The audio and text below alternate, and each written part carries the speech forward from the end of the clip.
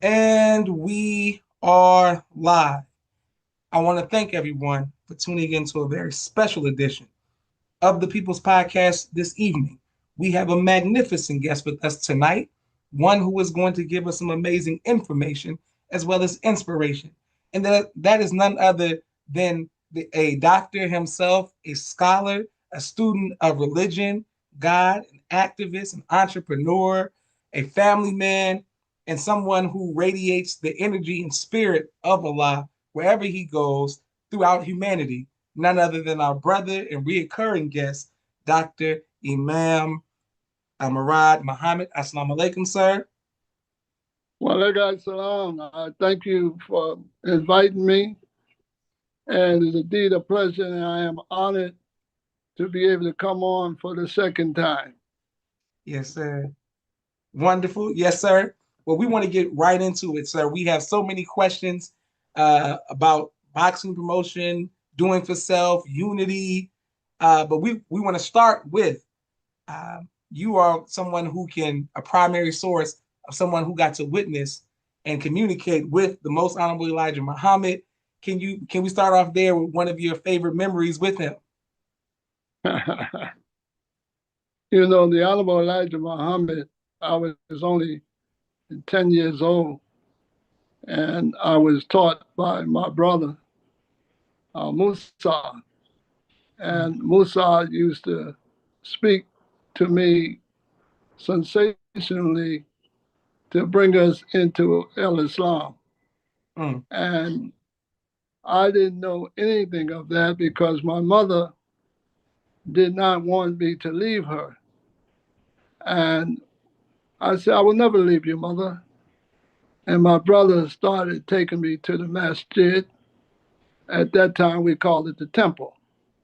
And so when we went to the temple, I was very elated that he was giving me this opportunity. And so, therefore, my mother was very upset because I said I would never leave her. Well, I didn't leave her.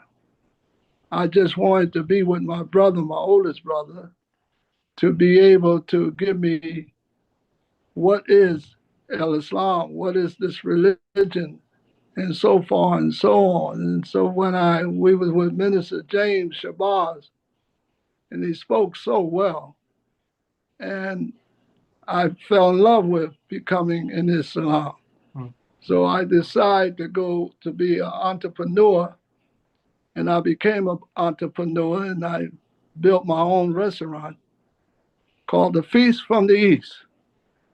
And me and my brother and two other brothers helped me, and I went on into becoming an entrepreneur. So I had one restaurant, I had two restaurants, I had three restaurants, and I was able to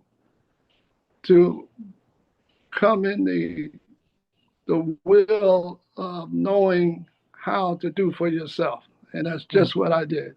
And I became successful. And I had all these restaurants, and I used to travel to sit under the Honorable Elijah Muhammad.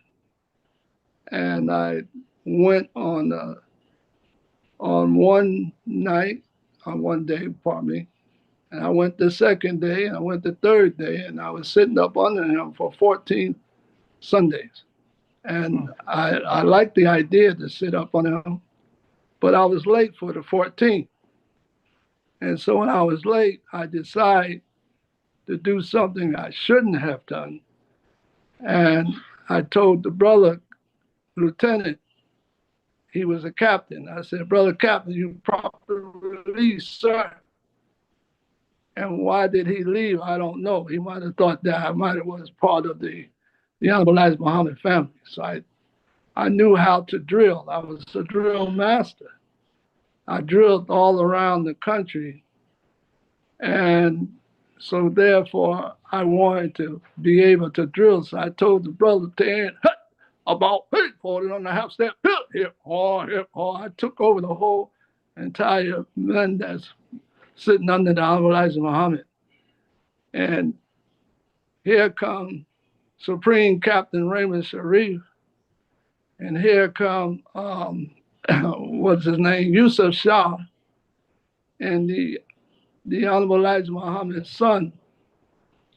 He was the captain, so he didn't like what he saw, and I said, "Parade risk about peace, President arms," and then he said, "Who the hell is you?" I said, "Brother Paul 5X with Temple number 25, sir. Who the hell gave you this position?" Man, it scared me. I ain't never been scared in my life. Mm. It scared me. And so I said, "I'm Brother Paul 5X from Temple number 25, sir." So Yusuf Shaw from New York, when he say Tan Hut, the whole entire that there in New York, we all jumped to attention. We had a great love for him. Mm. He said, "I know him, brother Captain." He said, "You know him?" He said, "Yeah, he's a crack soldier for Temple number 25. Mm. And I said, 24, 25, 26, 27, 28, 29. And I've been that time under the Honorable Elijah Muhammad. And I had a great love for him because I used to come there every week and drove my car to Chicago almost every Monday to get there for Tuesday to hear Imam Warrith Muhammad speak. Mm. And those are the things that I do. And I say you can't do anything. Whatever you do, you should be able to do it. And what beats a failure is a try. That's Mm. my humble opinion. I'm doing a lot. Excellent. Go ahead, brother man. And people are showing love from all around the world.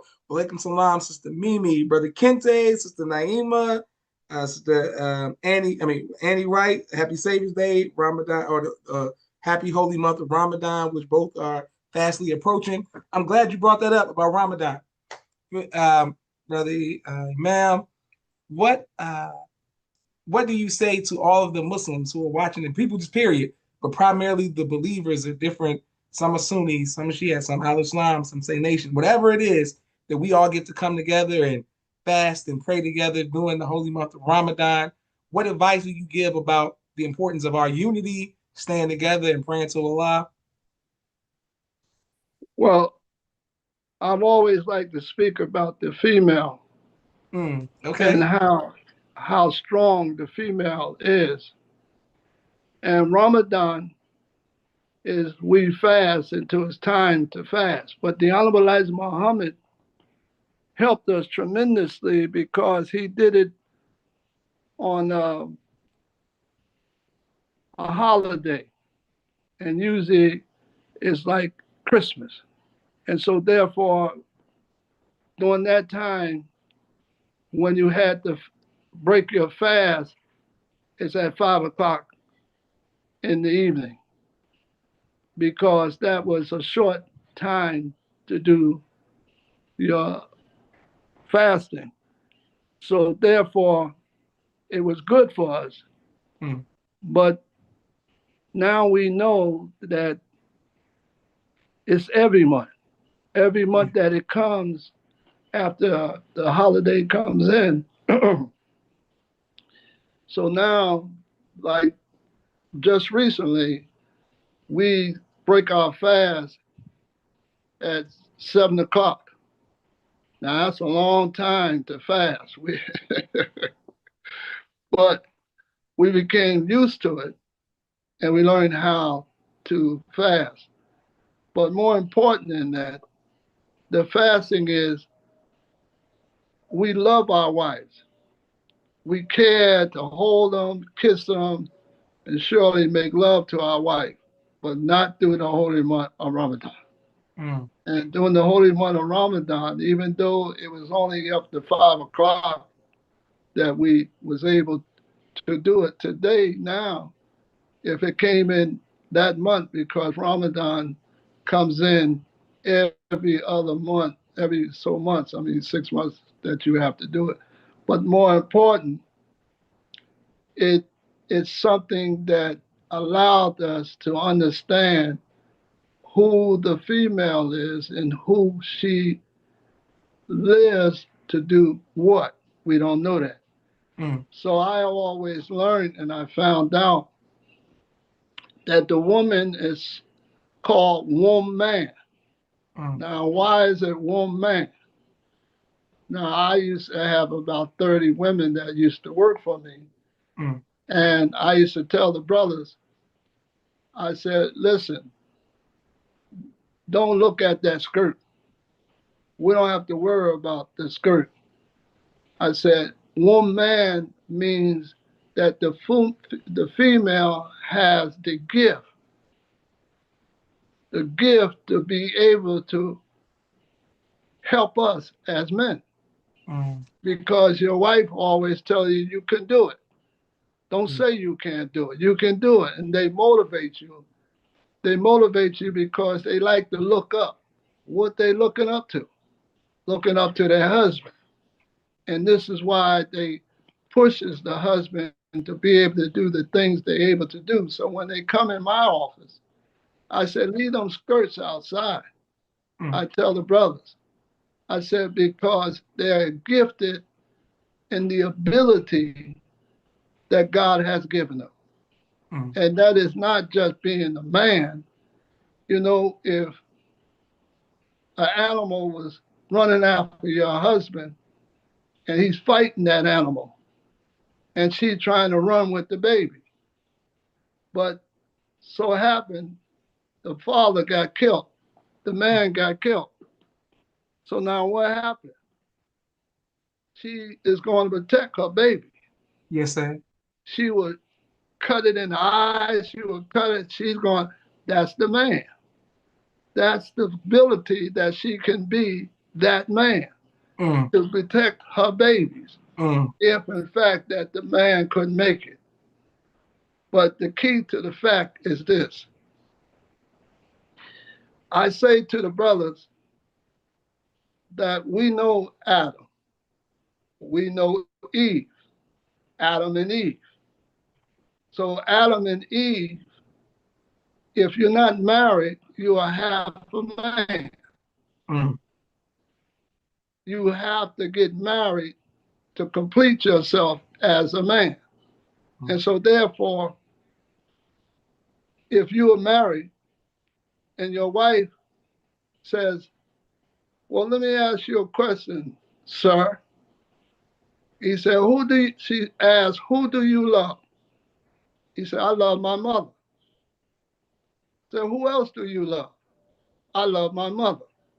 mm, I said, who else do you love? I love my mother. He said, who else do you love? I love my father. mm, He said, darling, you love your mother 3 times, your father, but you ain't never said you love me. And you have to turn to your wife and says, we are one.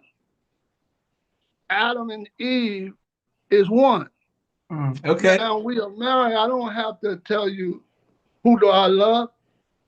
You and I are one, so we don't have to count how many times. Oh, now she realized that you are Adam and she is Eve. Okay. Now I says to the brothers, who you think came here first? And he says, Adam came here first. I said, no, it wasn't. It was Eve. Mm, So the brother said, no, it can't be Eve. Adam was here first. And I said, did you forget that you are Adam and Eve? So mm, Adam and Eve was here first. mm. Okay. And so first means first love, first one God, first we together, and we do not split up. We do not split up. That's the life of the female. Now you got to make a baby, it's a seed. Now once that seed is dropped, Now there's millions of seed, could be billions. Mm. That seed is trying to get to that egg, and it has to fight because it's billions of seeds trying to get there, and only one gets in. Now, there's an exception to the rule, but only one gets in. And when that one gets in, now she's pregnant. Mm. So now she's pregnant, but she's going through a lot of turmoil because of why? Well, that baby is growing into the baby. I mean, into the woman. So that egg is growing. But where is the legs? Mm. Because the angels make them. Say, oh Allah, should I give them one finger? No, give them 10. Should I Mm. give? They have to ask God what grows in the body. So the mother doesn't know that everything is being made in the body, but the baby is not alive. Mm. So everything is growing. That's why she goes through trauma. Mm. But then the water busts. When the water busts, she knows here come the child. So here come the child. So that's when the mother doesn't understand that everything was built in her. Mm. So now she finds out because when the water breaks, now she got to have deliver the baby. But when she goes to deliver the baby, she catches hell. Push! Oh my God, do it hurt? Push! It hurts. And the doctor's saying, you got to push. And she understands now why the baby ain't coming. Because the baby is not alive. Mm. And because the baby is not alive, she has to push the baby out. Mm. So once she pushes him out, the head comes out, the, the, the shoulders come out, and the baby comes out. And when the baby comes out, some babies is not alive. So that's why they got to get spanked on the butt. Ah, oh, there go the language of God. Ah. Mm. Mm. So if you put all the babies behind the wall, 8 billion behind the wall, they all cry the same language. Mm. So now the baby is out. So when the baby is out, she wants to lay on her breast. Mm. Why? Because the baby is intelligent. It's a gift from mama. Mm. They Mm. gave them, they now, she's laying on her breast and she's feels good or he feels good.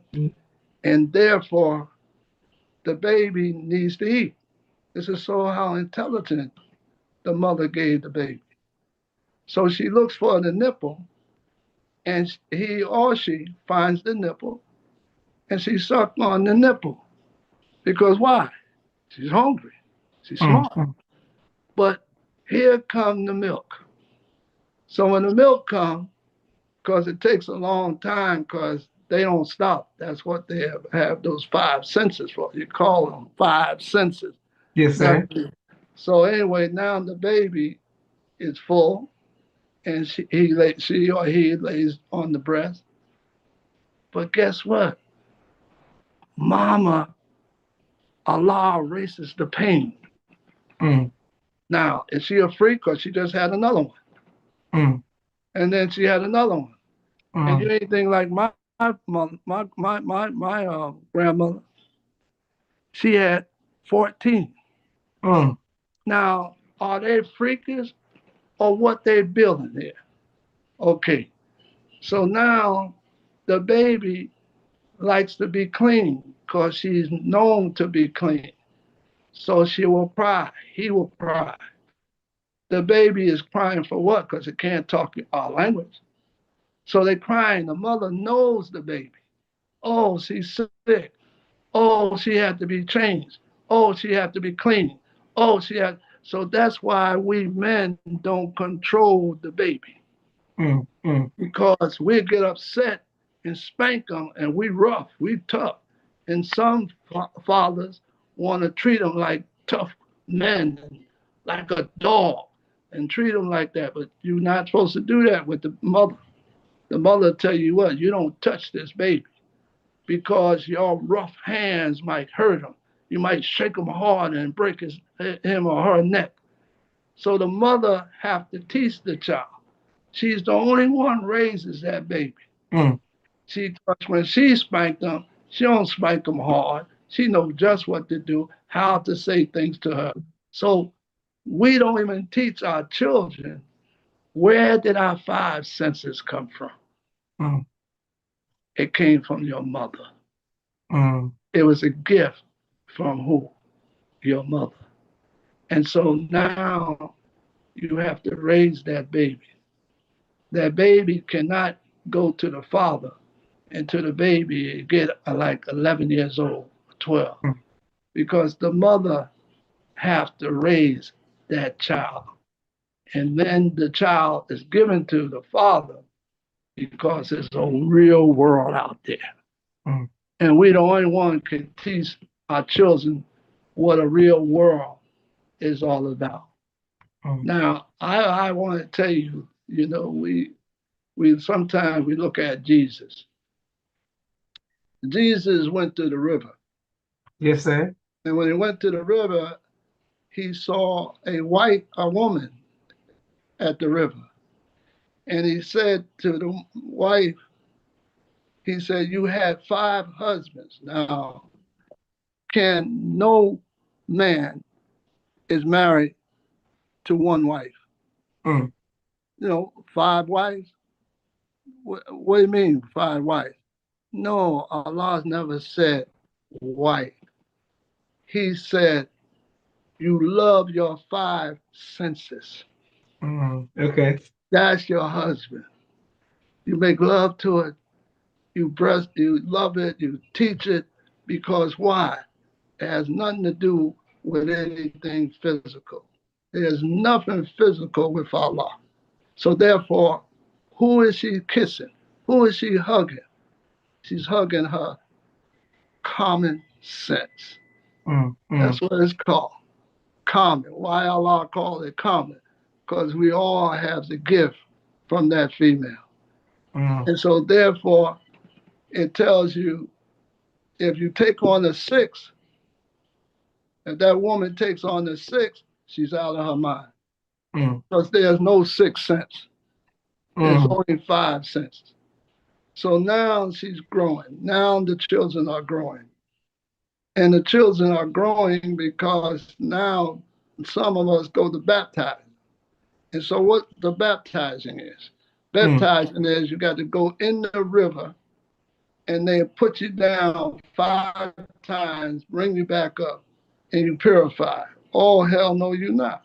First of all, the water is mm, filthy, dirty. mm, The water has so much terrible things in it. That's not what God said. mm, God didn't say that. Well, what is the five senses? Well, Allah said, Prophet Muhammad sallallahu alaihi wasallam, he told the people that if you go in the river and you bathe yourself 5 times, will not no water what you think you're doing. It says that you use your five senses like a river flow. So the river flows 5 times. It doesn't back up. It doesn't do a U-turn. It don't do a turnaround. You have to use your five senses like a river flow. yes, And sir. so if you do that, now you're in your proper senses. That's baptizing. It Mm, got nothing to do with that dirty, filthy water. It has nothing to do with you a pimp, or you a hustler, you a dope dealer. How are you going to be clean in 5 times someone put you in the river? It's mm, not going to work. But Allah is saying that nothing physically touches God. Nothing. If anything touch God, then it ain't there. So here we are with all these senses and all we common sense. Do we use it? Do we use it at all? Mm. Do we take it and take the gift that the mother gave us? So the mother is the woman that gave birth to all of us. Yes, Well, sir. man, it's 8 billion, 80 billion. So where did they come from? They didn't come out of you. They didn't come out Mm. of me. So that lady is first. That's my humble opinion. Beautiful, really, man. And you're teaching, and people are showing love all around the world. Thank you, everybody who's watching. Walaikum salam, brother Musa. Happy Safe Day from Uwe. Thank you very much. People just showing love. I want to stay right there. I always Yeah. use the term. Thank you for showing love. You spoke of the importance of the woman and how we are connected. You being an imam, and you said marriage, half our faith, we got to do it. What is it important that we fall in love before, like you like to a single people? Should they fall in the womb? Should they fall in love first? Is that something that comes over time? What advice would you give to the people who, like you saying, love marriage is important? Could you help us with, like, with the thought and concept of love, and how to grow with into one? Adam and Eve, how do we become one? Like, could you let us know? Well, I have to say, I use my children. Okay. I have at least 8 boys, Mm, and I adopted about 4 more. mm, There's no such thing as bastard children. Bastard children, when Allah gives a wife to you and yet she has 2 children that wasn't yours. But we accept that child. mm, But we don't tell the child that we're not the father until she come of age or he comes of age.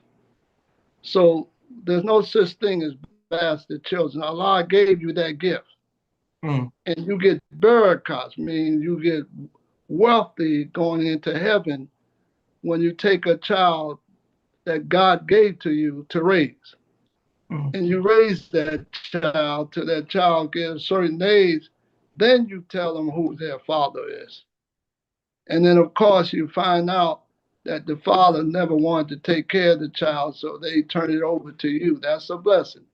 So I taught my children, all of them, when you get 18, you have to get married. That's what I mm, said to my children.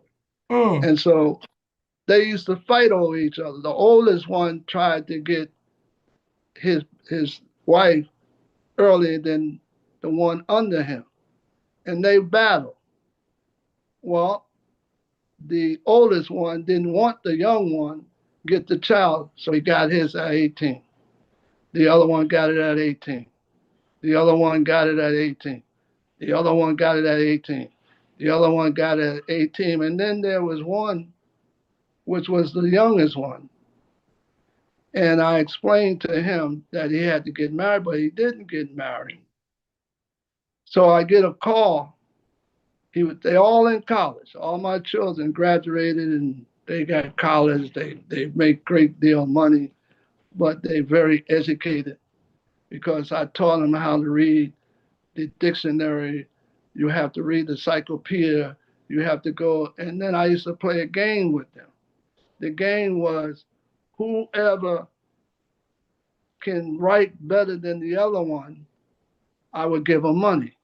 mm. But then I would give them their allowance, and what they would play with the allowance, meaning if you wrote your work better than the other one, you the boss. So Okay. now you the boss. So here's the female, my daughter. She used to beat them, and so she beat them. They come to her and said, "Can I have my $20?" No. So well, how much you want to give me? 5. Why? Because he said something about her before, she got upset. So that's why. So Yes, they sir. used to Yes, sir. fight over who. But on Friday, you have to give all the money back. So I always, they got so good that I wanted them to speak now. They was good in their homework and so forth. So I said, I want you to speak. And these youngsters were speaking so distinctly, we didn't even know who won. Mm. But we have to pick one to win. Now, this is the key to a family. You always got to take one of them and make them the boss. Mm. Because if you don't, the house is going to be all messed up and everything. So someone's going to be the boss because they're going to tell on you. So they're going to have to tell on you. So you have to make one a Mm. boss. You either get this one the boss or you make the other one the boss. But I used to love the way my children are. So here comes this little one. He said, Daddy, I'm ready. I said, what are you ready for? He said, I'm ready. I said, you're 19 years old. What do you mean you're ready? You told me don't ever touch a female unless I'm going to marry her. Well, I'm ready. So I said, oh, okay, we'll wait till everybody come out of school and we'll do your wedding. He calls me back. I'm married already. Mm. I said, you married? I couldn't wait.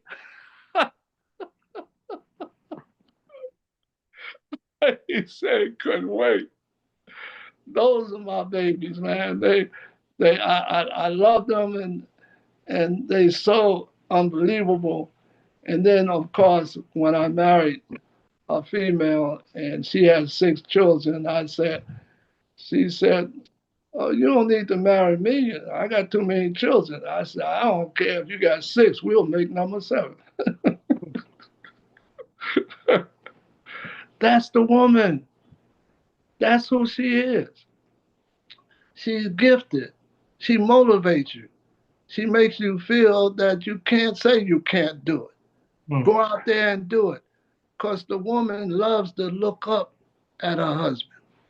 If she don't look up to him, he ain't doing the things that's not correct. Mm. That's my humble opinion. Beautiful. Yes, sir. Have a good one. People are showing love. Thank you all very much. Uh, Speaking of family and big families, I just interviewed the daughter of um, Yusuf Shah, maybe last month, came on and she told the stories from New York. And we hear many stories of Imam Warrith Deen, and we see the interviews of him performing khutbahs and doing interviews and speaking. But you knew him personally. Can you let us know some of the personal side of the Imam? Yes. Well, let me say this to you. You see, my sister, my mother, I used to have a little trouble. I couldn't walk when I was young. I used to have to crawl to the floor and look downstairs on the 8th floor to watch all of them play games. But I couldn't do that. But I used to be with my mother. She used to always play with my hair. But she liked to read. And she was reading and she was reading and she was reading. And so when my sister got at a certain age, she used to read. She used to read and play with my hair. And then when I got married, because I married very early, I was only 14 years old, and my mother said, no, you can't get married. I said, why can't I not get married, Mommy? So she said, well, you only shoot milk, so you ain't going to make no baby, so you can't get married. Mm. I said, I said to her, I'm going to get married. And I Mm. married this female. But back then, you had to get permission from your mother. And I begged her to do it because I said, it's going to make me a grown man. Mm. And I did marry her. Mm. And so she gave me the rights to do so. And I was very happy. That's why I became so successful in the world. So, anyway, the point, what I really care for, my sister says, we used to read to him. He says, but what y'all don't know is he has a gift. he listens to you, but he comprehends. Magnificent comprehension. Mm. And so that's why when me and Ms. Farrakhan does almost the same thing, I didn't know he was doing that. We don't look at a piece of paper. Mm. When I speak the Quran, I say Bismillah, and Allah gives it to me.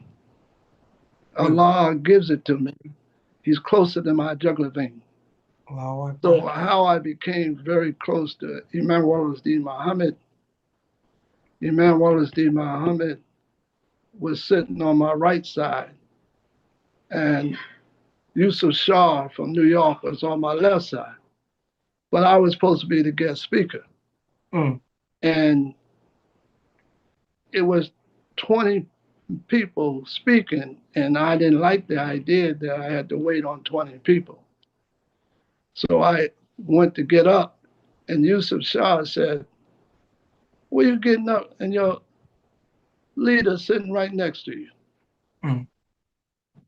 I sat right back down. So I was Mm. 22. Mm. So when I spoke, I came back, and Yusuf said, "Oh, you did a wonderful job. I believe that your leader will be happy." So when I sat down, someone hit me on my right thigh. So when I turned to the right, it was him leaning towards me. I didn't think he should have to lean towards me. Who am I? So I leaned towards him. And he said, "Rod, you did a wonderful speech."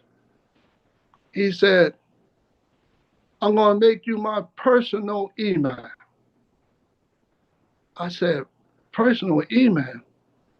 I said, "I don't know the Quran like that, brother Imam." He said, "I'm going to teach you personally." Beautiful. And I just was flabbergasted because I didn't think that I could be able to allow him to teach me. Mm. Mm. I'm a young man, and what I'm going to be able to do that. So, brother, he taught me for 22 years. I didn't know where he lived at in Chicago. I never went to his house, but he always came to me. Mm. Mm. He came to me for 22 years, and then his daughter, who I had a great love for, in the sense of the word, I wasn't trying to marry her, but she wanted me to help her sons. Mm. And she came there because I have my suite, Muhammad Ali suite, downstairs with the masjid. But I wanted, that wasn't my masjid. I just used to go down and make prayer. So I said, "Oh, you here?" She said, "Yes." And she was married. Mm. So she said, "Murad always told me I'm his wife from the neck up." And we was taught when we was young, if you was the husband, but you was sick and you didn't come, we will give our life for her, Mm. for your absence. Mm. Temple number 25 was taught that when I Mm. was 12 years old. And I would take the wife, open the door, make sure she's okay, and she leaves because meaning that being a wife from the neck up, now you can't do nothing down. Up means you have to take care of her and make sure that you would give your life for her. And that's how we learned with the temple number 25. So so I told her, I said, "Can you come up and speak and tell me, did your father think that me and you was going to get married?" So she laughed. She said, "Well, I'll come up and tell you exactly what he said." Uh, So she came up. She lives there now. I think that Allah sent them. The angel, she to me, she's the angel because I couldn't tell all of this mm. because she used to come with him, and sometimes he would leave her home, and she didn't like that. So anyway, so she got up and so she said, "Well, Murad always say I'm his wife from the neck up, and his husband sitting right there, and he was an imam." And so she said, "Yes, my father says, why do Murad call you 1 o'clock in the morning?" And he said, "Are y'all trying to get married?" Because he may have loved me. He knew who Mm, I was. So she said, "No, Daddy, he's my biological brother." mm, And the man said, "Whoa." He said, "Well, why he's talking all the time? He helped my children to go to college. mm. But they're all in college right now." So, I mean, that sent a thrill. And then the man knew that I had morals. Now, that's the man that was teaching me. And so he then said to me, he said, "You are brilliant. So I want you to leave us." I said, "Leave you?" He said, "No." I said, "Us." I said, "But you are in the middle of that us, and I'm going to leave you." He said, "Go to humanity and come back and get us." That's what he said.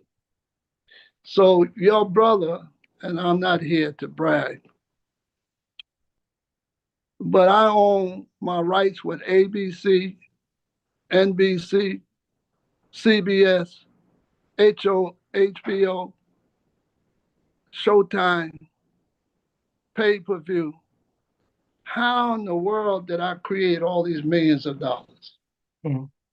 I'm telling you right now that Jerry Jones wanted to know that he can be my president. I mean, my boss. I'm sorry, not boss. Jerry Jones owned the Cowboys. Yes, sir. Wanted to be my partner. And I said to him, I said, "Jerry, I have a great love for you, and I can tell you a lot of stories." I said, "But I don't have a partner." He said, "Well, who's your partner?" I said, "Allah." I had Allah been with me ever since I was 7 years old. And I had a gift to do so much. I did so much for so many people. So Imam said, at the paces, I sold the paces out, 22,000 people, Mm, 22,000. So he didn't like the idea that I sent him these expensive cars. And he said, "Don't do that no more." I said, "Brother Imam, look up there."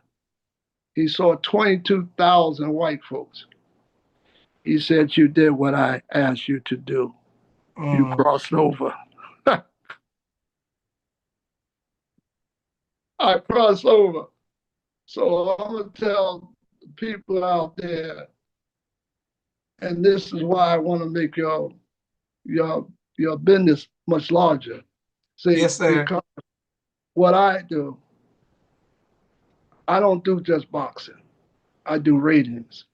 Mm, So I sent you a letter, and you should read that letter right now, and I'll come back. You would say that Bob Iger, the CEO of Walt Disney. Now you got to keep in mind that all my life, there's no black man sent me a letter for anything. There's no black man sent me anything to make me feel as good as I should feel. mm, But this is a letter from a gentleman that I do ratings. When you say ratings, it's in the air. So I beat out Don King, Bob Arum, all of them. They didn't even know I was doing ratings. And I said to this man that there's a Jew, the Jews who taught me, the ones who follows Abraham.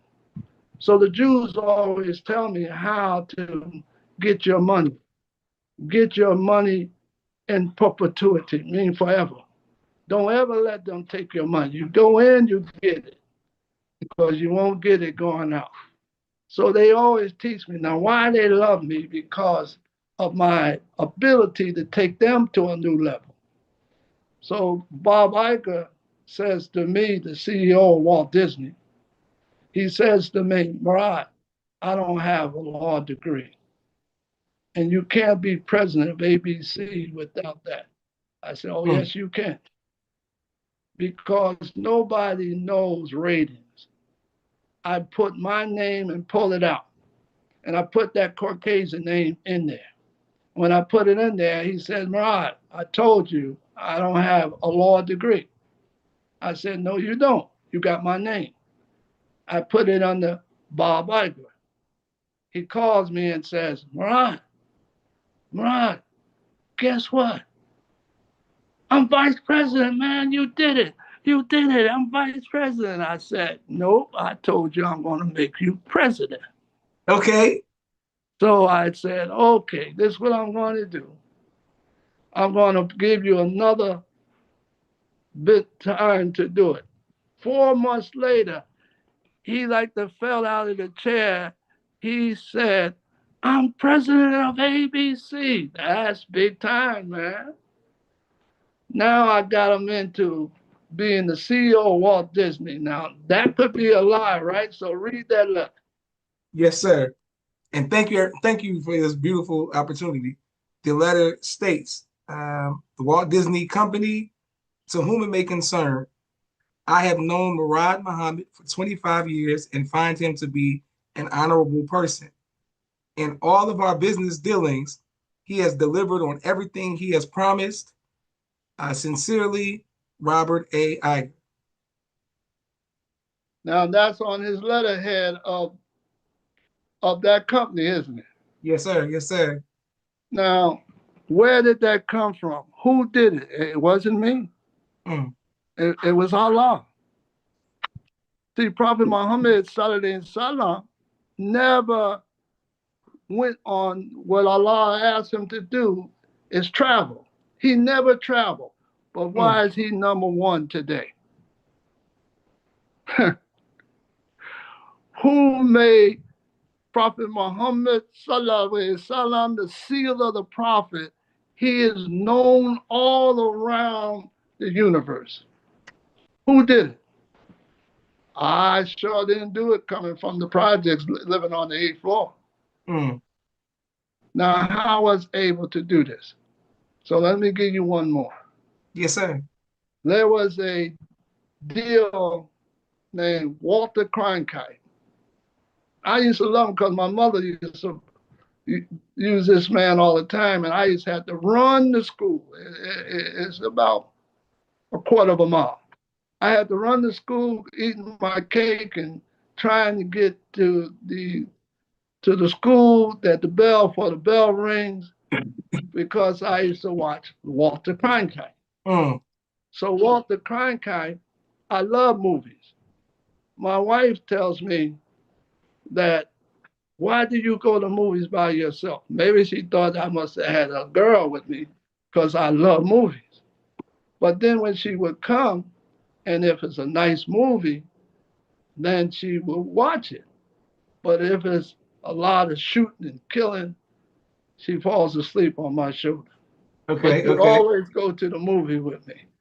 But I'm a movie man because, in my understanding, you know what the movie's about? Satan. Mm, Satan is telling you what's getting ready to happen, like Solomon and Gomorrah. mm, I picked it up because I said, there's no way, there's no way that this man came out, Walter Cronkite, and said, stick your head outside the window. Hell no, I'm not taking it anymore. mm. And he said Jesus stopped him from telling the people to do that.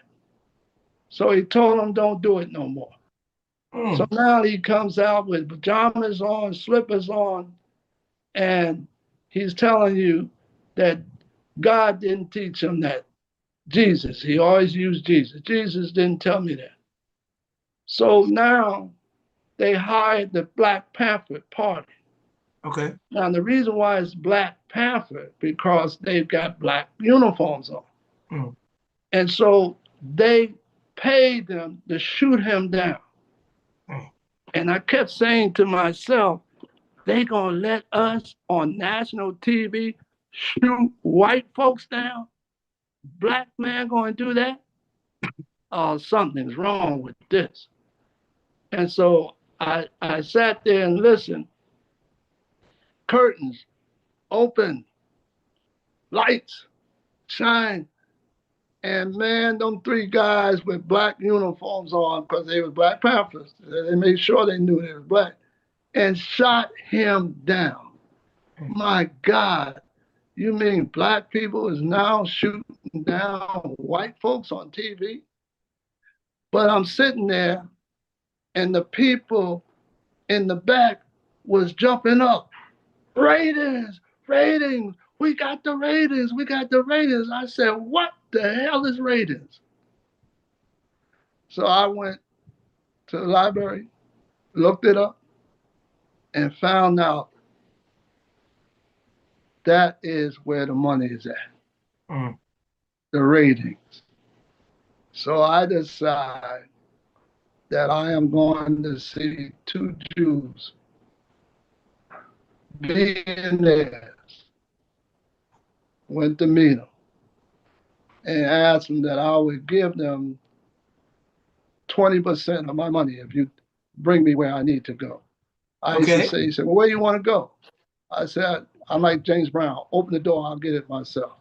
I don't need nobody to talk for me. Yes, sir. I don't let nobody talk for me. So those millionaires took me upstairs and they said, oh, you're going to give me 20%? I said, off the top. I said, if I make $1 million, I don't know if I throw it away, give it away, but that's none of your business, but I'm going to give you your 20%. So 20% of $1 million, 20% of $2 million, 20% of $5 million. And they were so impressed. So they said, all right, we'll call you. And when they called me, they asked me to go to HBO. I met them at HBO.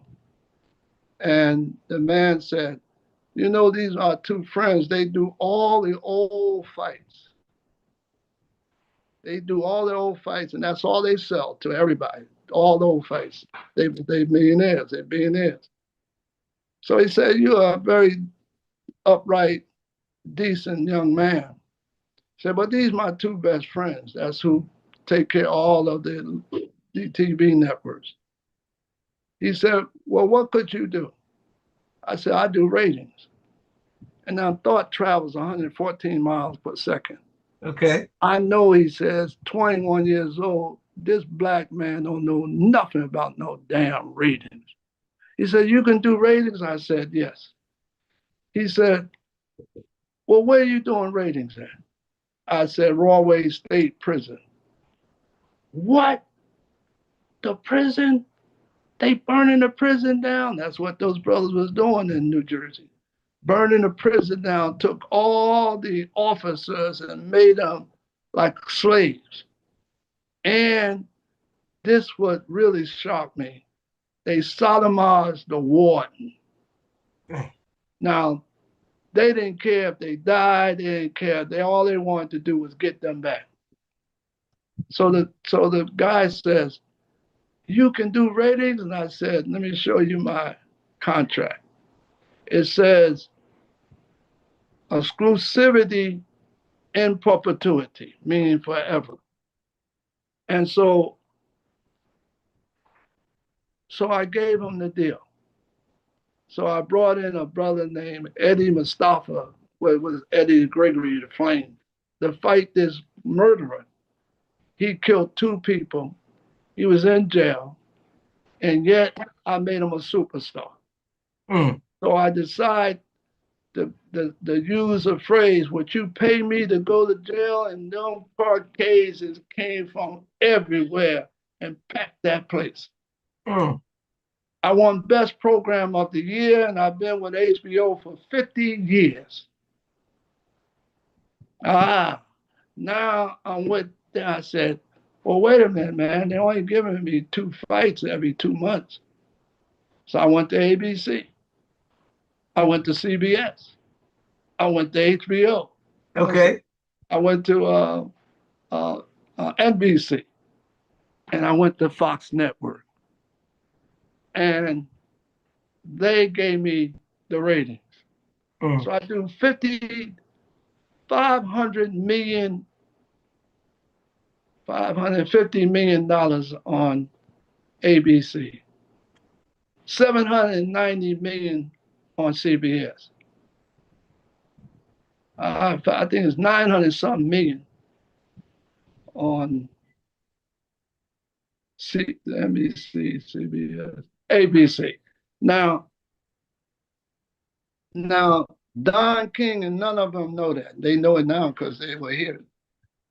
They didn't know that they were stealing, conning, tricking, stealing money, doing this and doing that. I ain't know none of that. But I told my guy, I said, go get that FBI agent. Mm. He said, man, you ain't gonna get him. Said that man is number one. And I said, only thing beats a failure is a try. So go get him. He said they tried to get him when he retired. That's why he went into boxing. And he said that I didn't really want to go there, but the only man that I couldn't find dirty and took nothing from anybody is Murad Muhammad. So tell him I'm coming with him. He's been with me for 30 years. Beautiful. When 9/11 went down, you remember that? Yes, sir. 9/11 went down. He came flying to me. This is why I knew he was so good. He flew into me, and my lawyer, who was a billionaire, he was there. And he said, I came here to tell you that the Muslims did not do it. Mm. Man, that sent a thrill through my heart that the Muslims did not kill 9/11. Mm. So I want you to know, came here to tell me this personally. He's an unbelievable individual. And he had my back for all these years. And this is why I was able to do things that no one was able to do. So when people tell me I can't do anything, so I said, well, wait a minute, you ain't God. You can't tell me what I can't do. So I went to where they got the parade and they be in the where all the people was. It was all the 500 people that owns HBO. Mm. So I went to visit them, and I told them, how much money would you let me use in this promotion? And he said, $22,000. That's all you're going to get. I said, no, you ain't giving me that. You're going to give me $49.95. I'm the Mm. only one in the whole world created $49.95. Now, when I did that with them, I did do something when it was a war. It called the war of what do they call it? The war from, oh God, what was it? I'll tell you the war they did. And so all the people that owns the boxing says there's a war overseas. Mm. That was the Islamic war that was taking place. So they said, man, we ain't gonna make no money. Well, you be crazy to do this fight. I said, you think so? Y'all again, y'all think y'all God, man. Mm. I created and I drew, and for the first time in the history of the, I grossed $175 million for myself. Now, why I'm saying this? Because We have a gift and we don't even know it. Mm. And the gift is a man, two men that I put together. And when I came into California, Mustafa, who I love, that's the Supreme Captain, come running to me and said, Murad, my dad is speaking. Come on with me. So I came on the stage. He put me on the stage. On my left was Steve Harvey. And on my left, it was a man named Phil Knight or whatever his damn name. He was a murderer, a killer. He's in jail right now. Good night.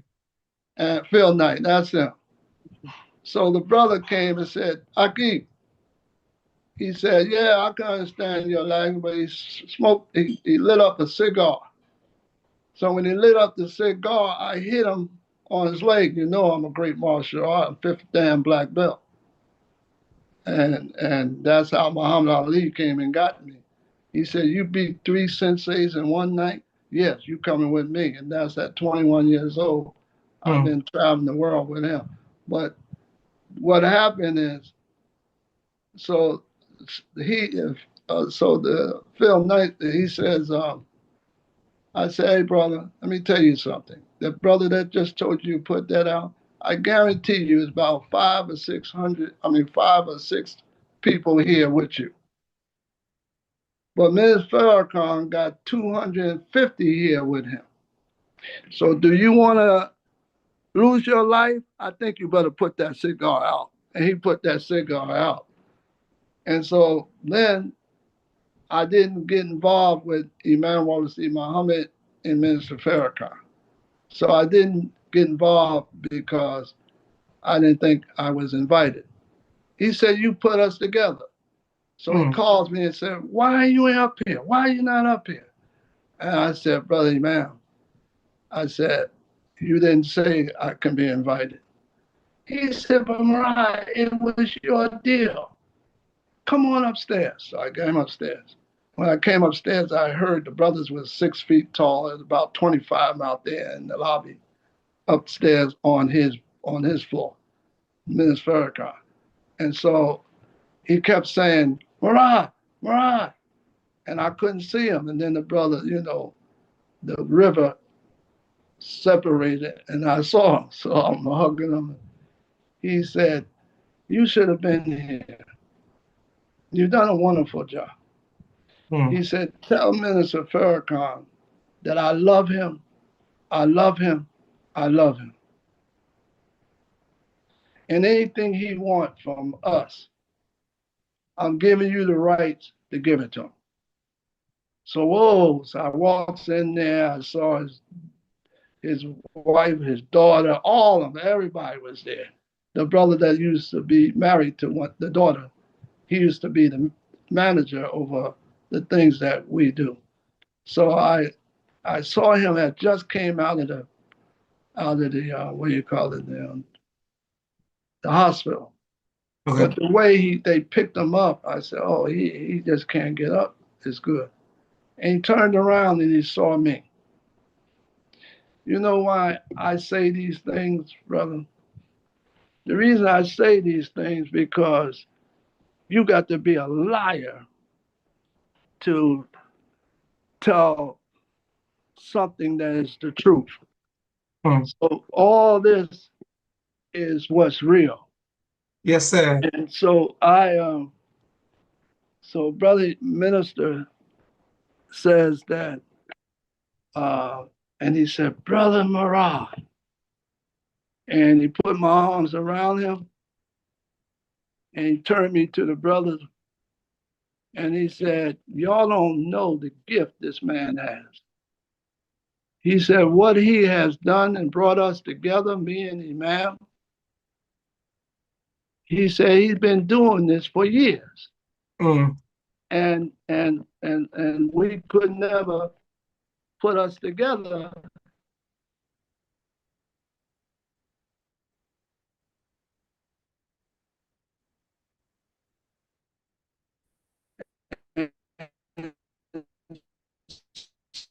So he says, I love Murad.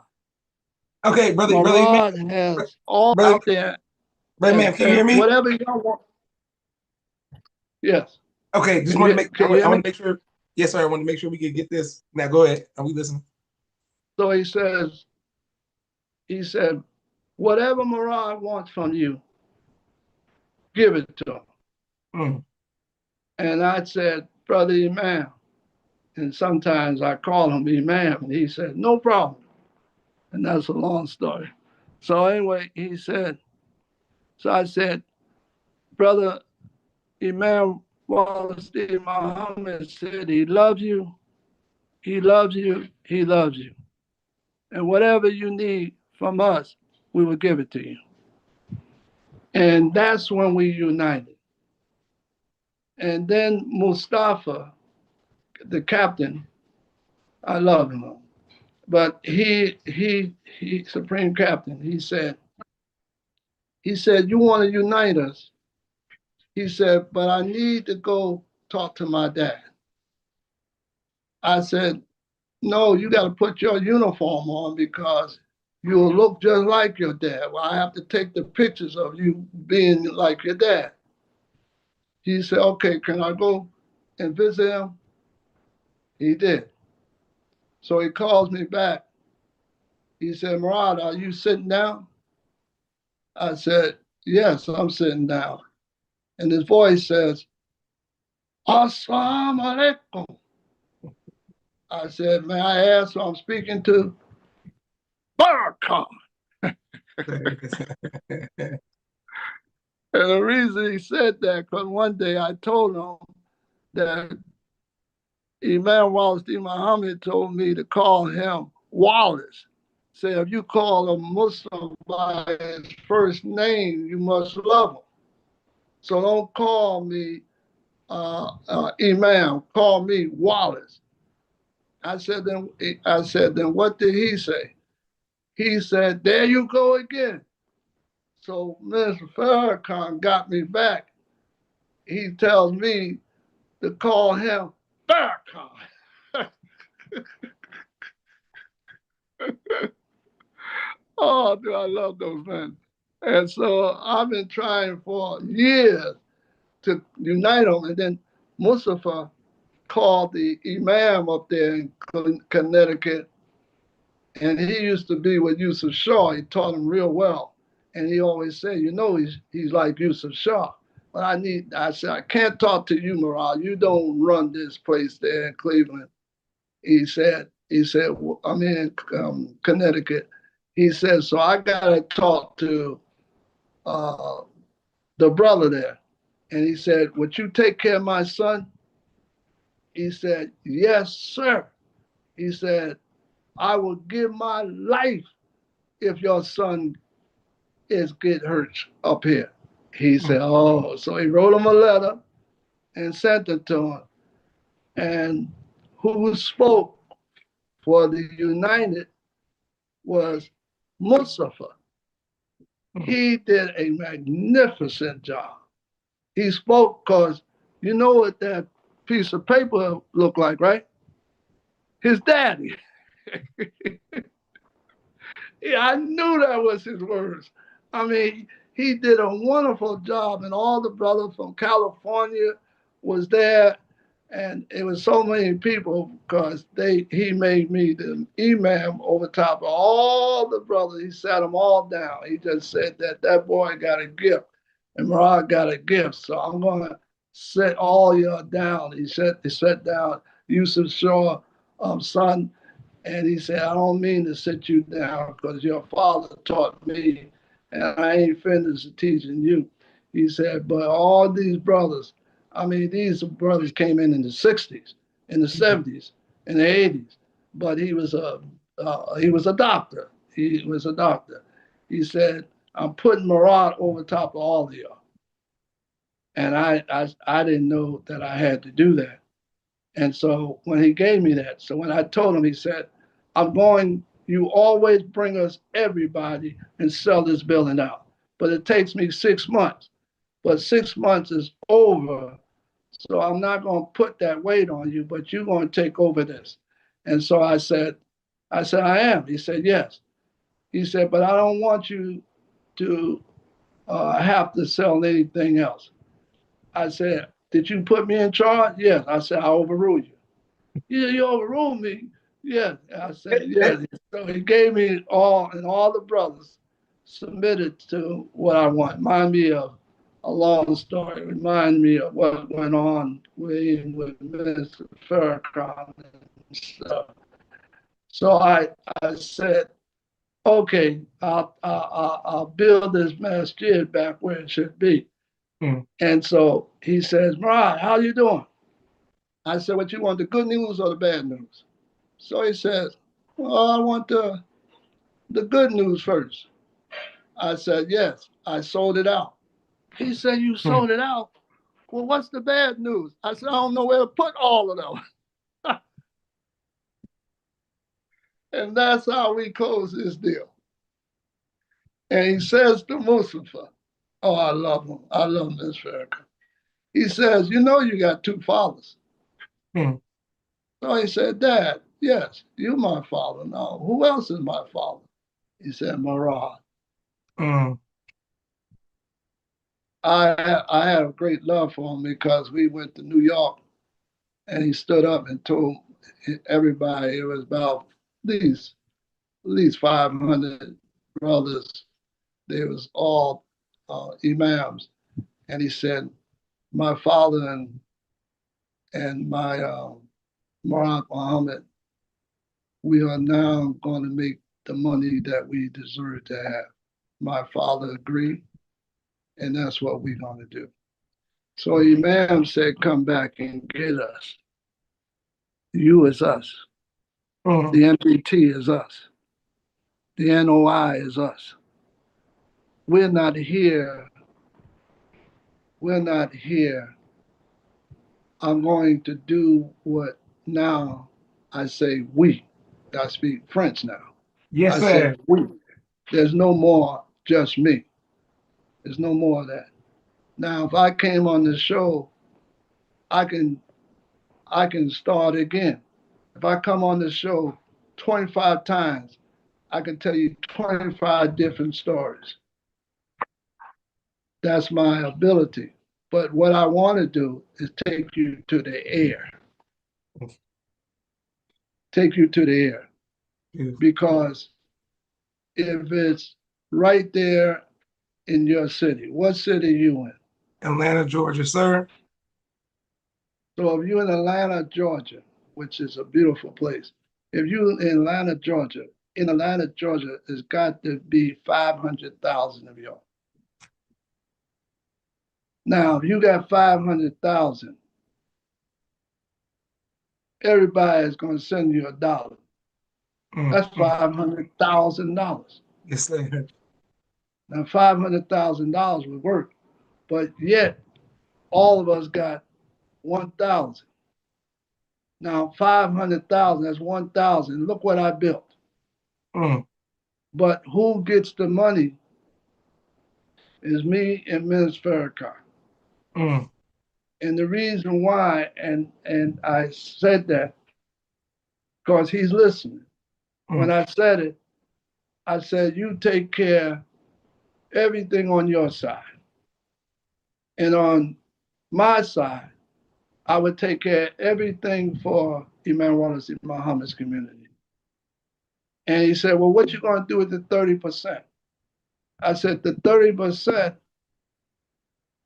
we're going to give it to the needy, meaning you lost your house burned down, we brought you a brand new house. Because there's so many of us, everybody got $1, everybody got $1,000. Mm. So we can give you whatever you need. But anyway, so he says, well, why are you giving it to me? I said, because you got wisdom. Mm. I said, I don't have wisdom. You older than I, and you have helped everybody in your community. They all got business. They all got, uh, you name it. They all do. But we're gonna make it larger, inshallah. And Mm. so I said to him, that's the deal. That's the deal we made. Now, so I believe at the end of the year, we got $1 billion. Mm. It's simple. We all got dollars. I told I told a company, I don't want to mention their name, and I said, I'm gonna send a letter because you beat these brothers out of their money. Mm. I'm gonna send a letter. I don't need to send no hollering and screaming, but we're gonna get Harry Tubman stamp and put it all and wait till, let's say, 4 weeks from now, send it to the post office. So you just sent out 5,000 letters to the post office. They got it delivered. Now I know what they're going to say. That's that damn Murad Muhammad. So when they call me in, they're going to say, Murad, we'll give you $10 million a year if you tell them to turn the phone back on. Mm. I said, no, I'm not doing that. He said, what you want? I said, $5. So what do Mm. you mean you want $5? That's all you want? I said, because there's 5,000 only have to pay $5, not $100, not $200, not $300. So they said, I know what they do. Them Jews are good. They said, Mm. sign this piece of paper that you wouldn't do anything else with us. We'll give you your $5. So now you paying 200. So look how much money you save. Mm. We only wanted $5. But now here come Johnny come lately. So here come a group, could be the Christian group, could be any group, and they come and say, can we join you? Say, oh no, you Johnny come lately. We signed that, but let's go get AT&T. Mm. Mm. Mm. Mm. That's all. We ain't got to fight. We ain't got to argue. It's about money. It's about money. And the only reason the black man don't have no money is because the children play baseball. Damn, they can play. Football. Oh my God, they can play. Hockey. They can play. But we never took $1 and says, here, take this so you can pay your rent. Here, Mrs. So and so. Now, when they grow up, why would they have to go to anybody but us? We don't pay nobody nothing. Jealous, envious, don't like each other. It's a shame. It's a disgrace. So all I want to do is change it. Now, we are not in the colors. So we ain't call nobody black, brown, green. We ain't no colors. Allah didn't say colors, and he didn't call you a human being. He called you what? Khalifa. Mm. Mm. The Khalifa, that's all of us. 8 billion of us in this world is the Khalifa. It never was told about a human being. Mm. Now, we can use those words, but Allah says Khalifa. Mm. And guess what the Khalifa is? What is that name? It's the woman. Okay. Allahu Akbar. Allahu Akbar. Allahu Akbar. Allahu Akbar. That's our woman, man. And we don't know how good she is, man. You must be out your mind. So anyway, Yes, sir. again, brother, that's my Yes, humble opinion. So continue what you want to say. yes, sir. We got so many people saying Alaikum Salam. People watching from Meridian, Mississippi. Thank you from Clearwater, Florida. Thank you from just people saying beloved family, excellent. We have a brief 60-second commercial break for all of the sponsors of the People's Podcast. We are grateful for every like, share, and subscription. Shout out to everybody who's tapping in for our brother Imam and continue to like, share. Please go back and look at his other interviews that we've done and his great work. Next, we got to ask him about the boxing game and so many people who are he's promoted and these wonderful fights because we love fighting. We love boxing. And we want to hear about the man who was behind many of the fighters and fights that we love, giving us exclusive stories. Thank you very much, brother Imam. And please thank your family as well, because we acknowledge them and respect your family, sir. 1 second. Here we go. Boom, boom, boom. Boom. Thank you, everybody who's watching. All right. With the People's Podcast. Street Premiere Media Production. He has a 4K camera and a drone. He does television and film editing. Please reach out if you need any of that. Sister Naima, Stay On Point Dance Academy. She teaches ballet virtually to young girls all across the country. Sister Miriam, ABC I Love Me children's book and coloring book. My father's book, A Soldier in the Movement of Christ. My two books, Cleopatra, which is a children's book, and No Father, No Excuse, both of which are available on Amazon. Excellent. Thank you. As well as Star and Crescent Upholstery out of Detroit, Michigan, and the Raymond's Father and Son Lawn Care out of Florida. Brother Imam, we love boxing. And right now we want to go to the present, but we want to go back to the history, some of your favorite fights that you promoted. But one of the questions that we ask right now is people are saying, because they're doing celebrity fights and you have Jake Paul and all, how does that affect boxing and moving forward in the future when you have people bringing Mike Tyson fighting at an older age and bringing out old fighters, and how does that affect the fighting as you know it? I humbly submit to tell you that Mike Tyson and Don King got kicked off of boxing. And it's a long story how I met Don King with Herbert Muhammad, and Herbert Muhammad put us all in the business. It's Muhammad Ali, it's the Honorable Elijah Muhammad's son who made Don King, Bob Arum, Butch Lewis, and Murad Muhammad. We all became under him, and we was the skills that really helped boxing. So let me say this to you, is that one of the reasons I've done this, I went to Dubai, and I was in a nice hotel with Muslims, and I liked them. But some told me, let's go to Sheikh Mohammed. That was the man that his father built Dubai. But he came, and now he makes Dubai bigger than what it is.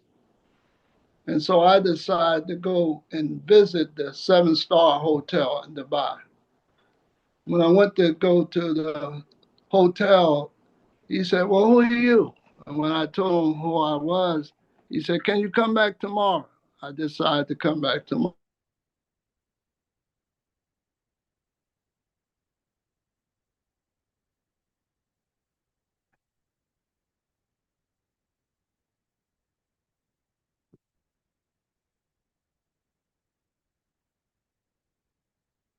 Can you come back tomorrow? Can you all hear me? Can you all hear me? Brother Imam. I don't know. Can everybody hear me? I think our brother Imam froze real quick. It's all good. Okay. Brother Imam is frozen, but we waiting for him to come right back on. Thank you very much, brother Yusuf. Boom. Thank you, Practical Methods and Messaging. We're waiting on our brother to come back on. Man, I love boxing. We love boxing, and many of us love fighting. It's nothing like getting this primary source history from our brother. Everybody who's watching, we'll wait for our brother Imam to come back on, teaching us about some of the fights that he has promoted. Many of the fights that he's promoted. Mike Tyson's one of my favorite fighters. Muhammad Ali, of course. And he's done work with Roy Jones Jr., who was knocking everybody out when I was in high school. So we look forward to hearing about many of the fights he's promoted. We're just waiting for him to come back on. Thank you all for your patience. And 1 second, boom, boom. Great history. Thank you very much. We can hear you. Okay, wonderful. I just wanted to make sure it wasn't my screen. We're waiting for our brother to come back on as we learn about, man, I love fighting. So, it was great to hear the behind the scenes stories about how these fights were put on and promoted. 1 second. Come on, brother, ma'am. We are waiting for this, waiting for everything to come back on. While we are waiting, can you please let us know in the comments, are there any boxers that you like that I can ask him questions about? Because from Joe Frazier to George Foreman to Mayweather to Pacquiao, he has been around all of the top fighters from different generations. I'm asking about Butterbean and Tyson Fury and just like different fighters, and ask about Sugar Ray Leonard too, and uh, what's my man's name? Zab Judah. I just want to ask him about a lot of the fighters that he's promoted. And 1 second. Come on, brother, ma'am. Sure his phone just died or something. But hope everybody's enjoying the history. Thank you, everybody who's saying great history. And we're just waiting on the imam, and he'll be right back, inshallah. Mm-mm. Come on, really, man. What's your phone? Come on, brother, man. We want to hear the boxing history, man. He's going deep with it. Just waiting for him to come back on real quick. All right. Also, next week we got some great guests coming up. Some continued more great guests, as well as Savior's Day coming up in 2 weeks, inshallah. And you don't want to miss some of the exclusive interviews that we'll be doing, as well as some stories. And we'll be doing some in-person interviews that you all don't want to miss. It's going to be great. If anybody, is there anybody who has guest suggestions? By all means, please put those in the comments as well, so that we can interview um, some of the guests that you all have. Oh, I'm looking at some of the notes that we have for our brother Imam as soon as he comes back on. He has a great Michael Jordan story. I mean, the man's lived like thousands of lives. So just look forward to getting it as soon as he comes back on. Thank you all for your patience. Man, the People's Podcast is on the road. We've done interviews all week, and look forward to some interviews that we have. We got one tomorrow, and then right back at it again on Monday, inshallah. And I'm just in the spirit. Ramadan's coming up, so we're gonna have some guests coming on who are going to go over the prayers live. People who have made Hajj will be on as well, and talk about going to Mecca, going to Medina. We're gonna have some great stories, inshallah. Boom. All right.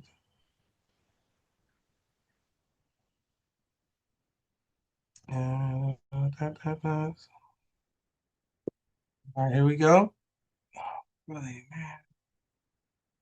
Okay, I think he's back. Come on back.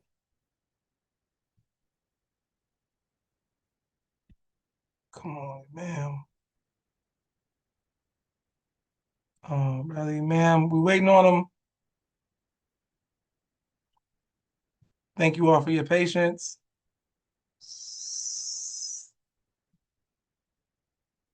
I wonder if it's just his phone dying. 1 second, y'all.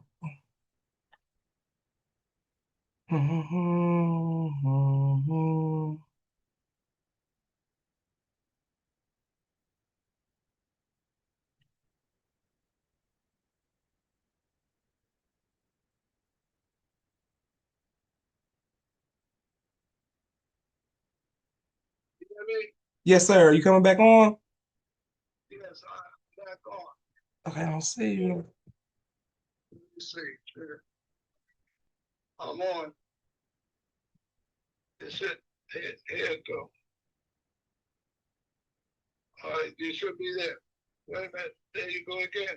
Perfect. Okay, yes, sir. You jump. You got it? You got me? Do you have me? I believe so. I believe we locked in. I'm right here. Can you hear me? I can hear you on the phone, but not on the screen. Everybody, we waiting on you though. I'm on. I'm looking at your whole face. I see the little kids behind Okay, yes, sir. Hold on, I don't know why. you. I'm in.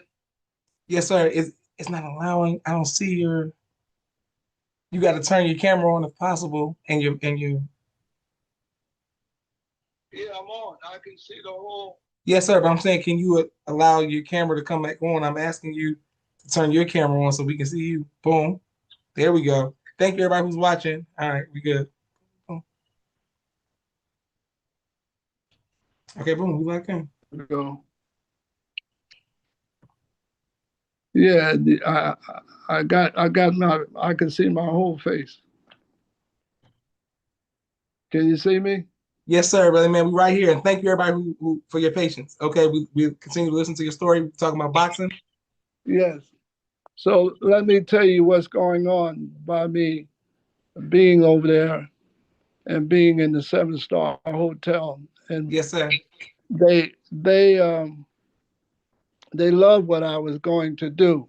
What's the problem now? That the fighters don't sell tickets. Mm, We'll use a man named Crawford. Crawford came to me and I could have helped him, but it's not that he was angry with Bob Arum and he stole a lot of money from him. mm, And so he didn't like that. But he waited almost a year and a half and he was not doing his fights. So what happens is the fighters today, just like the guy that made $20 million or 50 million, he is black. They ain't trying to help the black man. mm, The all now the boy that fought him, he made $150 million.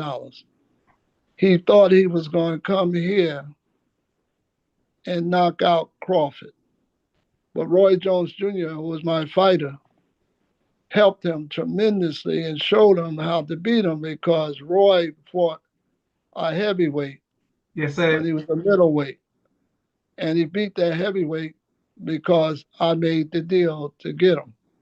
Mm, And when I made the deal with, it's never been done in 107 years. So Roy got a big hit for that. But then he taught this man how to beat this boy and told him just fight him to the ninth round. He said, but don't let him throw those punches because one punch can knock you out. So he took him to 9 rounds and he was now throwing punches to hurt him. So he won the fight. And Crawford gave him all his medals back, which it was an honorable thing to do. mm, But whether he made 20 million or 50 million, he's rich. He don't need no more money. He don't need to fight no more. mm, But these fighters, like the one that came from Newark, New Jersey, he got a fight with Bob Arum and a few more, but he didn't get no full money. They ain't paying no black man no full money. mm, All the fighters don't sell tickets. And the same brother that won his fight, when these Latinos fight, they sell 22,000 tickets. But when he fought that boy, he beat him so bad that the boy can't even fight no more. mm, But he sold 22,000 and the brother from North sold 2 tickets. mm, So that's what they saying now. They saying if Murad Muhammad ain't back in this business, I do not allow my fighters sell tickets. mm, I do it myself. I've never allowed them to do that. And let me tell you how things happen. See, I treat people like you want to be treated. That's yes, who I sir. am. And so Here's a kid that Larry Holmes, I gave him $2.2 million. He never made that kind of money with Don King. Mm. Just like Tyson. When I took over Tyson, I gave Tyson 11 million to fight my fighter, Razor Reddick. But then I gave him 18 million to do the second fight because he said that man punches like a mule kick. And those was fights. Those was all good fights. And so my fighters do not sell tickets. Mm. I don't let them sell tickets. I sell my own tickets. I pack the place in all these countries, in all these states. But the key factor is, like right now, St.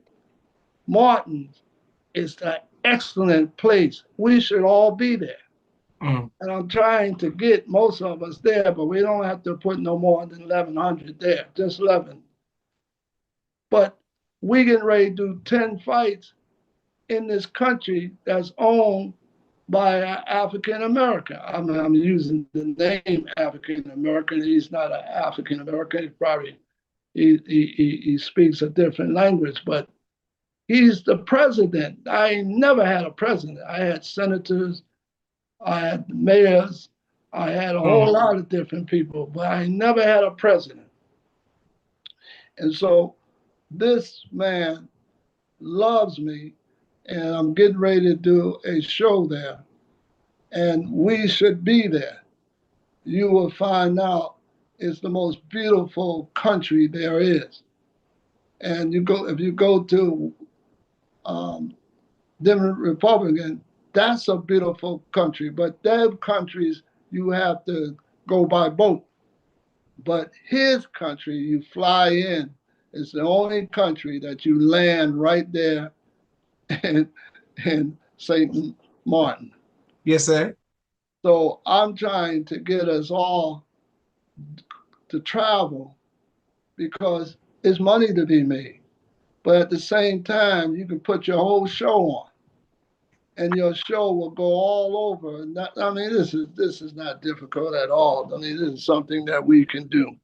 But the point, what I'm saying to you, is that we are not here to be in colors. We're not black, white, green, blue. None of those colors even exist. We are treat a person the way you want to be treated, Mm. regardless of what complexion he is and who he is. And my fighter just beat up the Latino, I mean, terribly. And they wanted him to go to another country to fight. And he said, no, I want to stay here with my Latinos. Mm.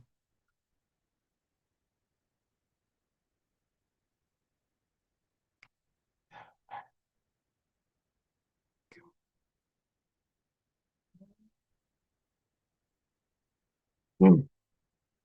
Okay, right now, brother's phone went out again. Thank you to everybody who's watching as we learned this amazing history. Brother Ma'am, you back with us? Come on, come on. Learning about the fights. Many of my favorite fighters have been promoted by this great man, our favorite fighters, and look forward to the history. Waiting on them to come right back on. No problem.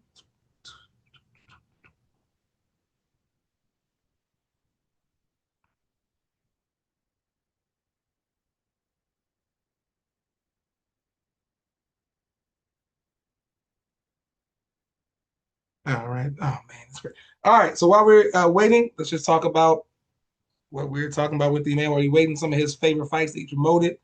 I'm a big Vander Holyfield. Remember the heavyweights. I like watching the documentaries on him. More recently, Tyson Fury, big heavyweight. I'm a fan. I know a lot of people like the lightweight and the featherweight fighters. He spoke about Crawford.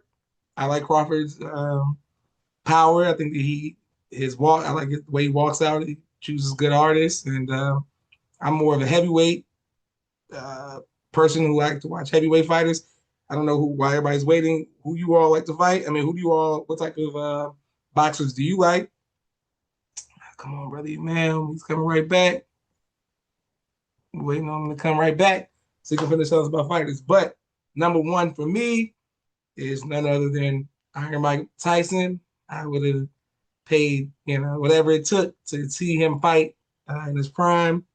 I wish I was able, of age back then, so I could saw Mike Tyson fight, no socks on, black boots coming out with the cutoff. Probably the most intimidating boxer I've ever seen. I know people are gonna be like, you don't know about Jack Johnson, and I don't know who else was very intimidating. It says Sonny Liston, George Foreman punching the punching bag and making sand come out of it. That's scary. Lennox Lewis was jabbing people's eyes closed just with his jab. But I love boxing. Love boxing. Waiting on brother. We are waiting on brother Ma'am to come back and tell us about some more behind the scene foot. Roy Jones, even though he fought a heavyweight, he wasn't heavyweight. Roy Jones was putting people on the ground. I'm trying to figure out who else was like a knockout king type person.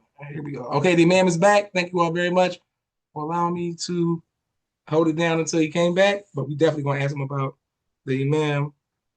I mean, to ask him about Mike Tyson and continue to hear about Roy Jones and Crawford. Because I know my brother-in-law loves Crawford. A lot of people love Crawford. And man, I look forward to hearing some more stories. Brother Imam, I'm trying to add you back.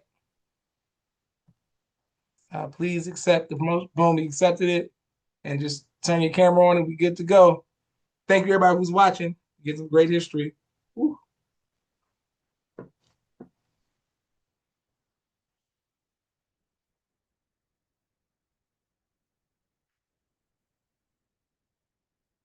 Okay, come on, brother, ma'am. Come on, come on. It's a little behind the scenes technical challenges. We right here with it.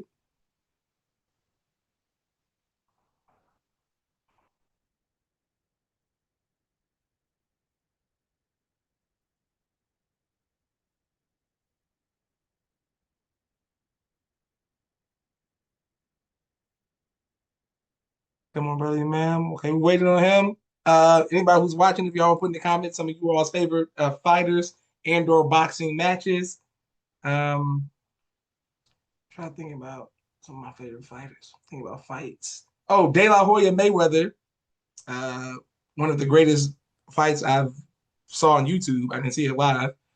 But I went back and watched it. That was good. Sugar Shane Mosley and Mayweather. That's the first time I've ever saw Mayweather get hit and make his knees do a little bit of that. And then, of course, he came back and whooped him in the end. But that was a scary sight for me. See Mayweather, who's undefeated, be able to do that. Bernard Hopkins. Uh, man, there's some great fighters who the execution of Bernard Hopkins. Okay, come on, brother, ma'am. He's back on. Thank you all for your patience. And we got some exclusive stories right now. Boom, boom.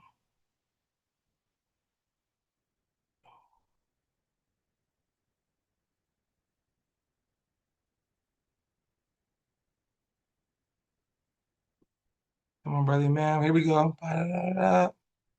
Man, everybody, thank you all for. I know people, even women boxers. Shout out to Layla Ali. Shout out to Clarissa Shields. She's fighting February 22nd in Detroit. Clarissa Shields has a big fight. Um, the girl who just did the movie, the coal miner's daughter. She used to fight under Mike Tyson on his card and was putting people on the mat. Like she was like knocking people out back in the day. And they just did a movie about her.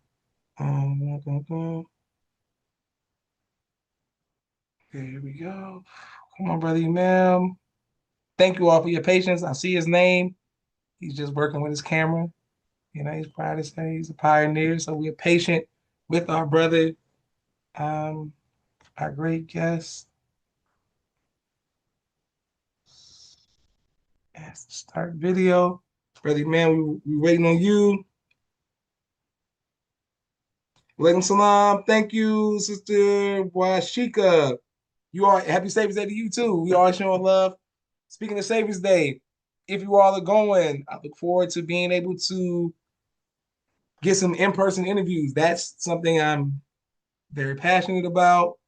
And we love if you're not going, watch because we'll have some exclusive footage and be able to get some behind the scenes stories. And Savior's Day is always a movie, and inshallah, we're gonna have some exclusive interviews. Waiting on the imam to unmute and then start the video, sir, if you could. Oh man, we get right with the Mike Tyson. He should be right there. Okay, I can hear you. I can hear you now. I just can't see you. Just can't see me. Well, again, the fight business We is can't, brother man. Not yet. Not yet. Not yet. We want to see you. We want to see you. Can you start the video? I just asked you to start the video. I keep pushing the button and then it goes off. Yes, sir. Is there anybody who's with you that can assist just with the video part?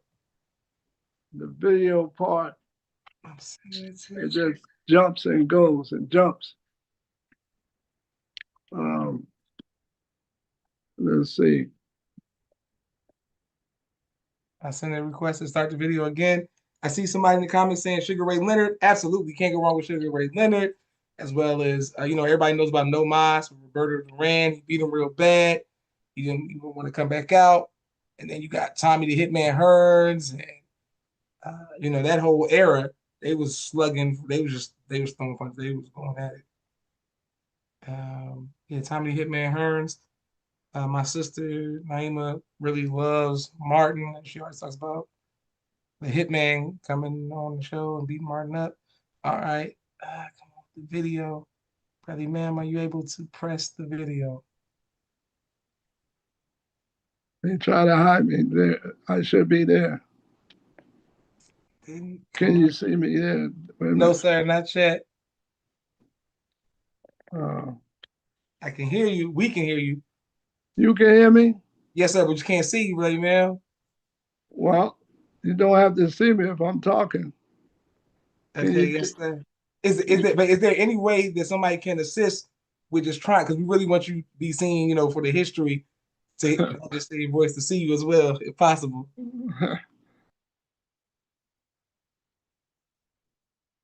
Oh man, I'm They waiting. say tap to speak.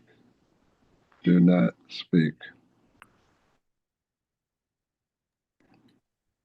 Now, wait a minute. That should be. Wow. Why this thing does this, I don't know.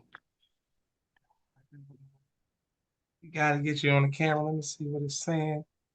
Because on our end, we can hear you loud and clear. But when it comes to you trying to start the video, let me see. How long are we on? Right now, it's coming up to 2 hours, but everybody's patient with us in the comments. It keeps saying, okay, so I'm looking at what it's showing on your end. It's saying that you're saying start the video later. We trying to get you to start it now, if possible. It says start later. It doesn't say that. There you go. Okay. Yeah, Okay, we locked we in. can No turn. pressure. Let's see if we can turn this to the side. What happened? Let's see. Wait a minute. Nope. You don't want that. Want to be. We're there. Yes, sir. Okay, perfect. Perfect. Perfect. Okay. Yes, that's the boxing world could be us. We can help a whole lot of athletes. And what I would do is teach them. I want them not to be me just being there with them. Is to teach them how to do this boxing, how to do it, how to get the fights in, how to build the arena. I can do all of that. I prefer to have 24 cities that we can go to. So if a guy he beats a guy, knocks him out in the first round, we can send him to Texas. We can send him to Georgia. We can send them all over. Keep them working, keep them working, keep them working. But they will make money. But now you have um, trainers. You have to have trainers because you got to pay them. You got to have men that has can be can own the fighter. You know, some people can own the fighters. You got like right now, I got a fighter. He's the next Muhammad Ali. He's beating up everybody. Okay. Yes, and he had 117 fights and never just got beat. And all of a sudden, that he's 20 years old, and the young man is beating up everybody. I'm Mm, telling you, I call him the next Muhammad Ali.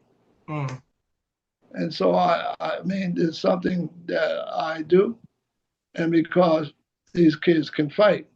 I got another kid that just came to me. He was with Crawford, mm, and he came to me, and he hasn't had a fight, but he had 150 fights. And so these are the kind of fights that we have to be able to utilize. And this is easy. This is not difficult. mm, But I will teach them. It's easy to give my gift to the brothers that in the business. I'll show them just how they can do it, how they can make money. And you got to understand that there's men and women that has very different places that they can help put it on the air. You know how I met? I don't know if I sent that to you. When I met a man that was with Michael Jordan, mm. and he was with me, and that's Jerry. What was his name? Phil Knight. Did I tell you about that? Off the air, yes, sir, but not on the air. So Phil Knight is I went to him because that's what I do. I said, Phil, you need me. He said, well, why would I need you, Ron? I said, you don't need me. He said, you know how much money I make? 450 billion.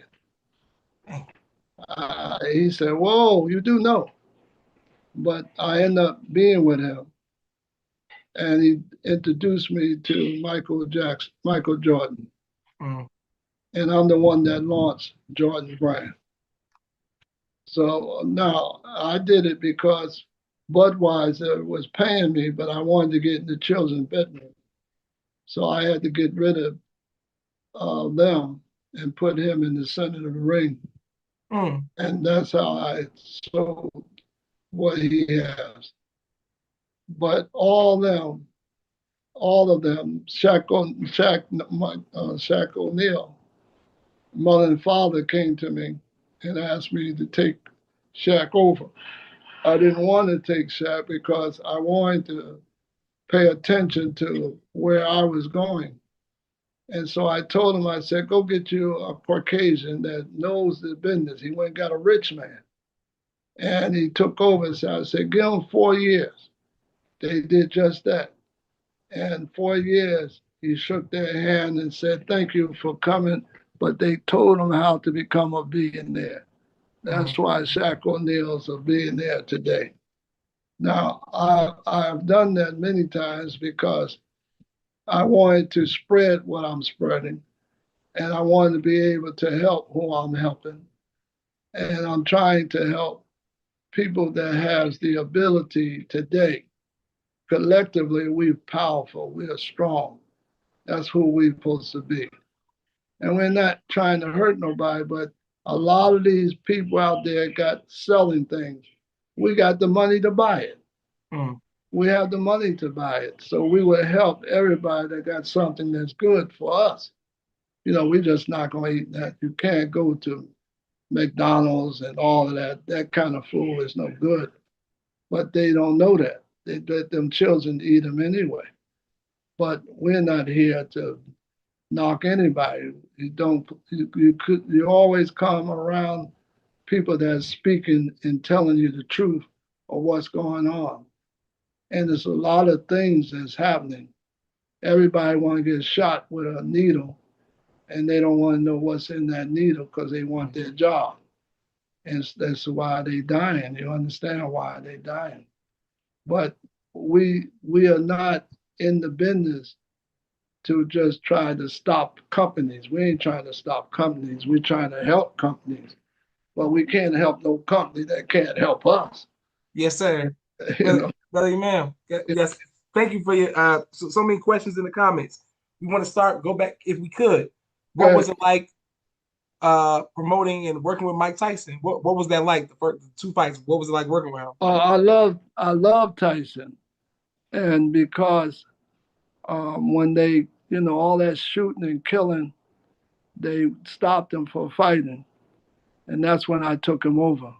Mm, And uh, Don King, I didn't try to kick him out because me and Don King was very close when we first started, and so that's why I was able to help him. But we made a lot of money together.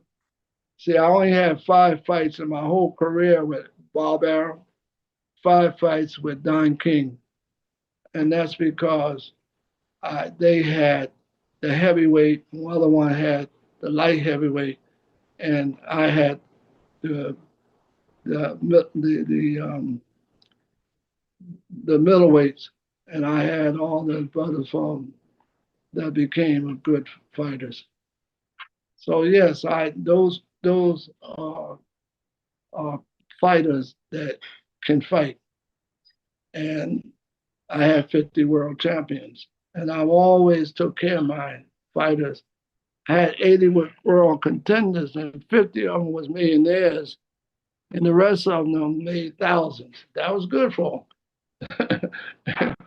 And I never had a cancellation. Not only that, but more important is never that a fighter got in the ring and we lost the fight in the sense of the word, is that the man didn't show up or the fighter didn't come. I don't have that kind of problem. beautiful. Okay, brother man, and thank you. Some people are showing love. Thank you all, everybody who's watching from around the world. When you said that the black fighters, many of them aren't able to sell the tickets, what happened from Muhammad Ali, Mike Tyson, Mayweather, Sugar Ray Leonard? Like it seemed like the charisma, the person. What is it? What can a new fighter who's watching and looking do to get that drawback to where they are the main, attraction again? Is that possible? It's going to make it possible.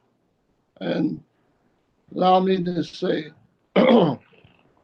it's because, keep in mind, that was Sugar Ray Leonard, Mm. Roy Jones Jr. Yes, sir. All them fighters had that capability. It started today. Mm. The reason why, and see if you can comprehend, you can't come into a fight with a kid like the brothers from a different country.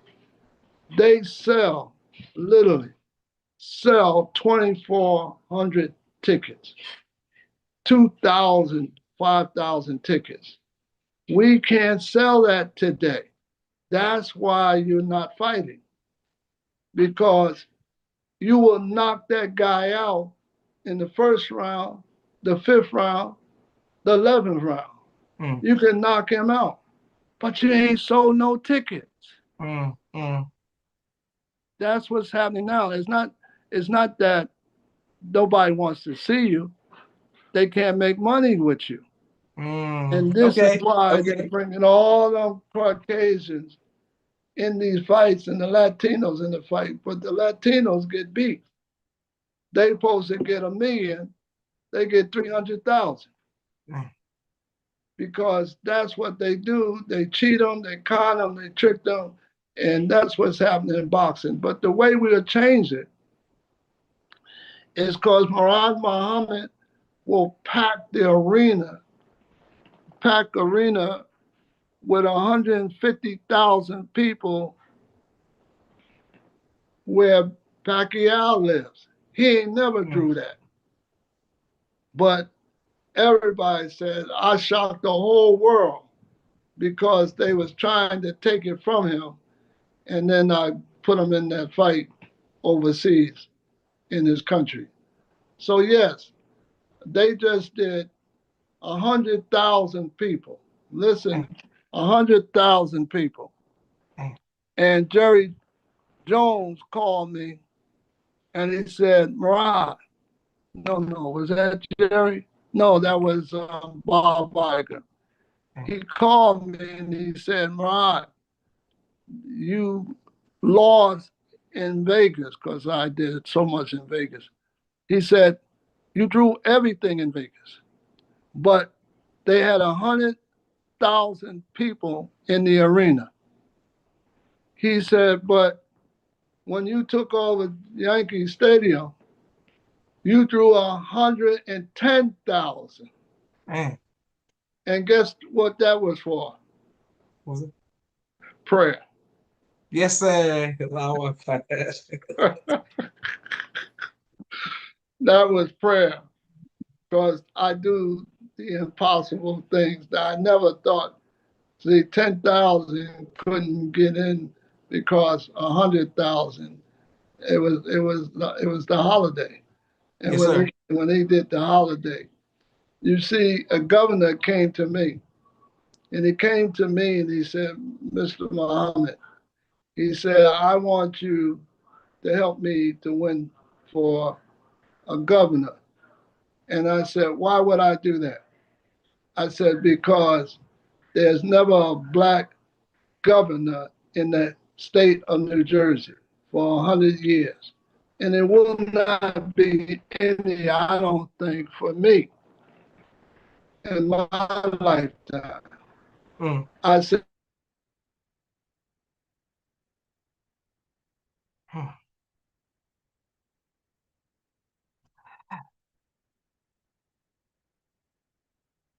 All right. Well, we gotta just do a part. We gotta do a part four. We gotta come bring them back. All right. Well, I want to thank everybody who's watching because we don't want to keep having everybody wait while the during the technical difficulties. I thank you all for coming out tonight. We'll thank the Imam offline. Why his screen is frozen. But inshallah, we'll just bring them back this month as soon as possible. And once again, we got some great interviews coming up for you all. Savior's Day is coming up. You don't want to miss the behind the scene interviews that we'll be working on. And I just got some great surprises February and then March. This is going to be a great year. Inshallah, 2026. You don't want to miss it. We are truly grateful for every like, share, subscription, and every anonymous cash app. This is Joshua Leonard Muhammad signing off for the People's Podcast.